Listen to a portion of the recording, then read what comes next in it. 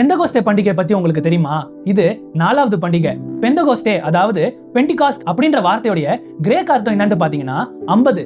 அதனால முதற் பலன் பண்டிகையிலிருந்து 50 நாள் கழிச்சு இந்த பண்டிகை அனுசரிப்பாங்க. இந்த பண்டிகை அன்னைக்கு ஆசாரியர் 2 புளிப்புள்ள அப்பத்தை எடுத்துட்டு வந்து கர்த்தருடைய சந்நிதியில அவங்களுடைய அறுவடைக்கு நன்றி சொல்ற விதத்துல அசைவாட்டுவாரு. இந்த பண்டிகையை கோதுமை அறுவடை காலத்துல அனுசரிப்பாங்க. இந்த பண்டிகைக்கு ஒரு வரலாற்று அர்த்தமும் இருக்கு. யூத கலாச்சாரத்தின்படி யூதர்கள் இந்த பண்டிகையை சீனாய் மலையில நடந்த சம்பவத்தோட ஒப்பிடுவாங்க. அது மட்டும் இல்லாம சீனாய் மலையில நடந்த சம்பவமும் இந்த பெந்தகோஸ்தே பண்டிகையும் ஒரே நாள் தான் அப்படின்னு சொல்லுவாங்க.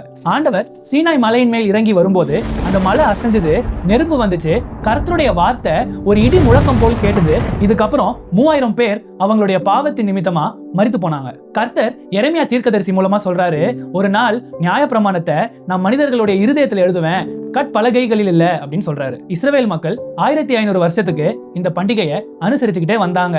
இந்த வாக்கு தத்துவம் எப்போ நிறைவேறும் அப்படின்ட்டு காத்துக்கிட்டே இருந்தாங்க. கரெக்டா அப்போஸ்தலர் 2வது அதிகாரத்துல ஆவியானவர் மேல் வீட்டு அறையில கூடியிருந்த 120 பேர் மேல இறங்குறாரு. அந்த இடத்துலயும் பலத்த காற்று வந்துச்சு. அது மட்டும் இல்ல, அக்கினி நாவுகள் அவங்க மேல இறங்குச்சு அப்படின்னு போடப்பட்டிருக்கு.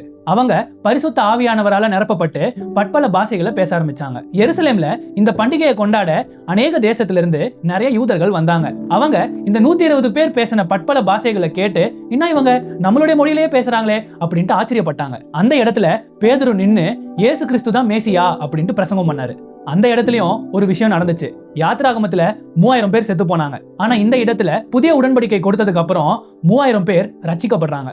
கற்பலகையில எழுதப்பட்ட நியாயப்பிரமாணம் மரணத்தை கொண்டு வந்துச்சு. ஆனா பரிசுத்த ஆவியானவரின் மூலமா இருதயத்துல எழுதப்பட்ட நியாயப்பிரமாணம் ஜீவனை கொண்டு வந்துச்சு. அந்த 2 புளிப்புள்ள அப்பத்துக்கும் அர்த்தம் இருக்கு. புளிப்புனாலே பாவம் தானே, அதனால அந்த 2 புளிப்புள்ள அப்பங்களும் யூதர்கள் மற்றும் புறஜாதிகளை குறிக்குது. யூதர்களா இருந்தாலும் சரி, புறஜாதிகளா இருந்தாலும் சரி, 2 பேருமே பாவிகள் தான். என்னதான் 2 பேருமே பாவிகளா இருந்தாலும் இயேசு கிறிஸ்துவின் மூலமா பரிசுத்த ஆவியானவரை பெற்றுக்கொள்ளலாம். இந்த பெந்தகோஸ்தே நாள் தான் சபையினுடைய ஒரு பிறந்த நாளா இருக்கு. இந்த பெந்தகோஸ்தே பண்டிகை மூலமா என்னங்க கத்துக்கலாம்? பரிசுத்த ஆவியானவர் நம்மளை நிறைத்ததுக்கான காரணம் என்ன அப்படின்னா, நம்ம இந்த உலகம் முழுவதும் போய் இயேசு கிறிஸ்துவுக்காக சாட்சிகளா இருக்கணும் அப்படின்றதுக்கு தான். இதை குறித்து சிந்தித்து பாருங்களேன்.